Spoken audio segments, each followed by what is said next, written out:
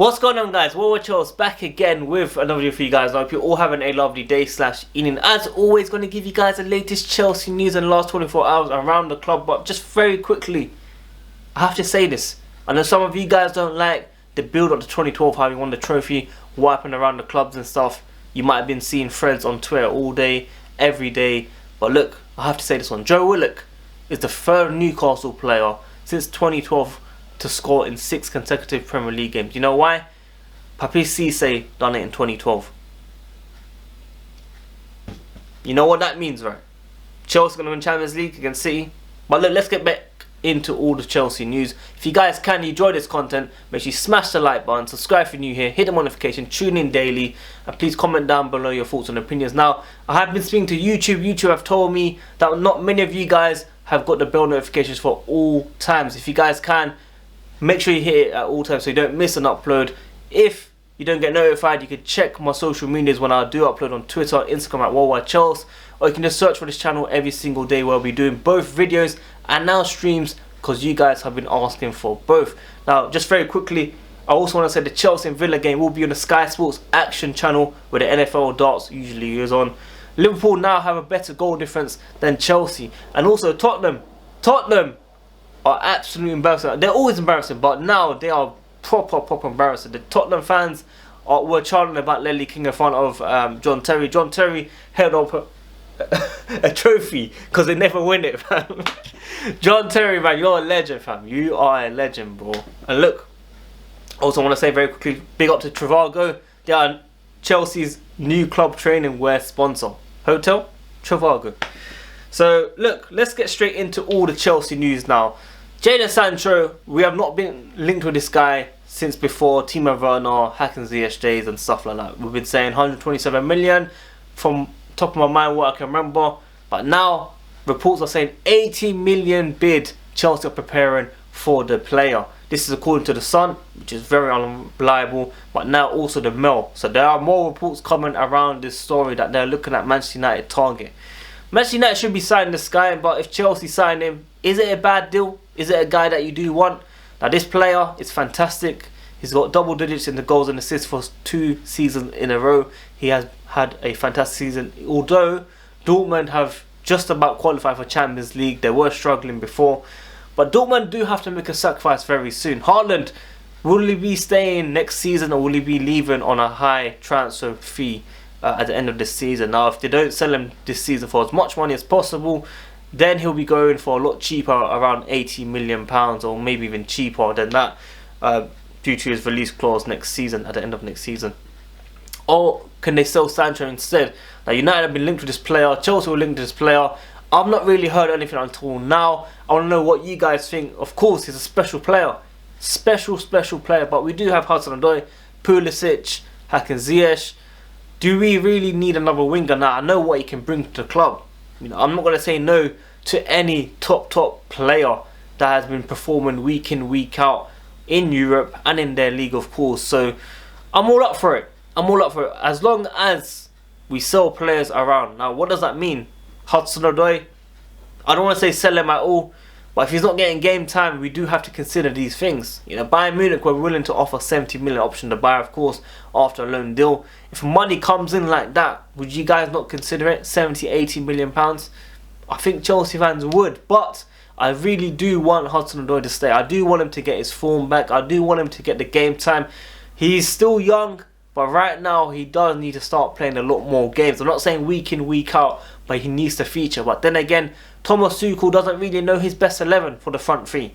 We're seeing changes all the time. Whether it's Timo Werner, Maxence Lacroix, Pulisic, Hudson-Odoi, it's always mix and match. Mason Mount plays up there as well. So we have to see next season what Thomas Tuchel plans are.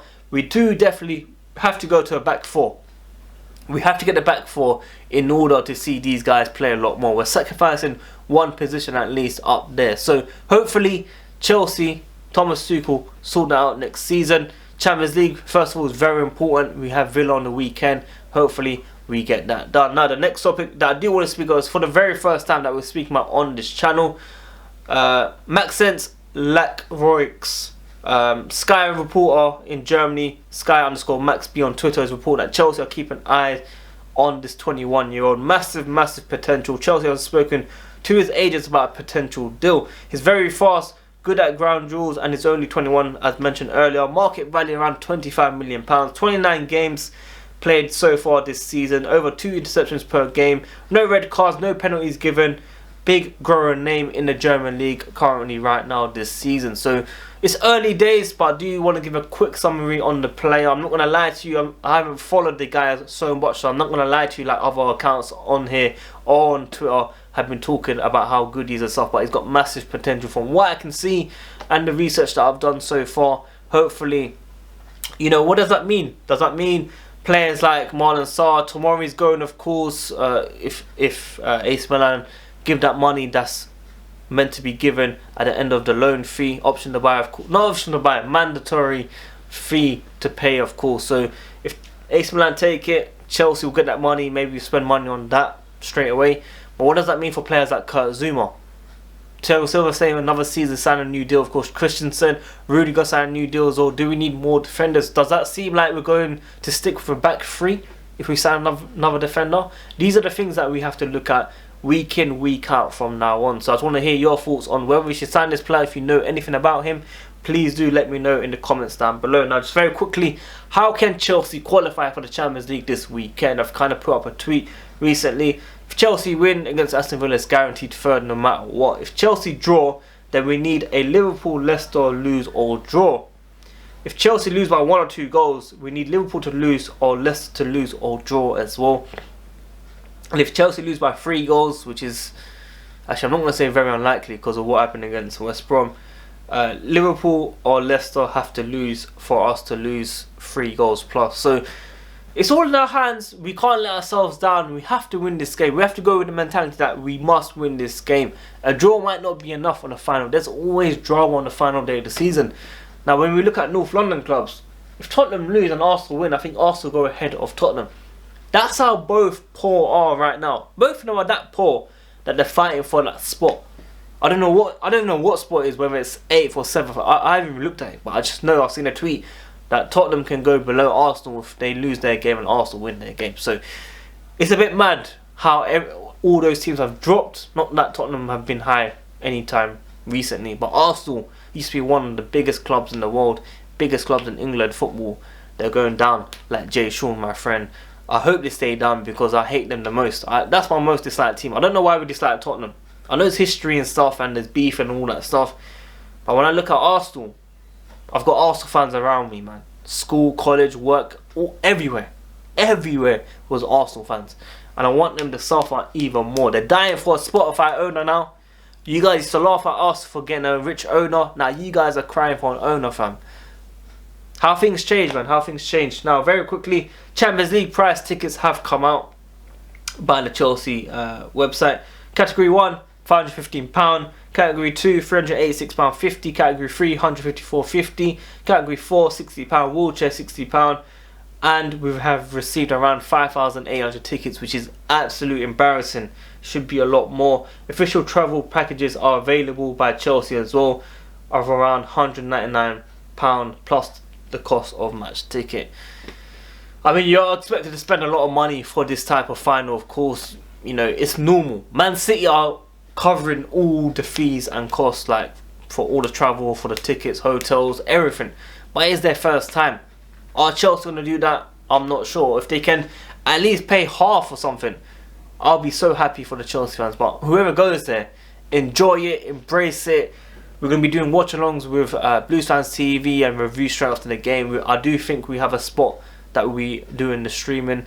So I can't wait for that final, 29th of May. I am looking forward to it. But 5.8k tickets, man. Surely that's embarrassing. That's really, really bad. It's bad all the time. You know, UEFA talking to fans saying, yeah, we want the fans to be around. I don't think they even care as much. The energy that we had to the Super League, we need to have the energy for the UEFA for these type of things. This is one of many problems around UEFA that we need to look at. A lot more tickets have to be given to fans, man.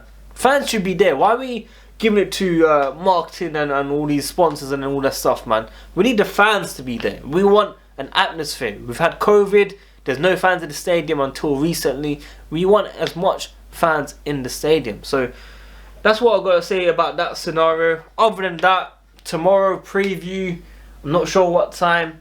Should I do a live stream? Should I do a normal video? The review will definitely be a live stream, but I'm going to start doing a lot more videos on this channel. I hope you really enjoyed it. If you guys can, give us a like on the video, subscribe if you're new here, hit the notification, tune in daily, and make sure you comment down below your thoughts and opinions on every single topic that I do speak about, man. Until then, WorldWideChels, I'm out.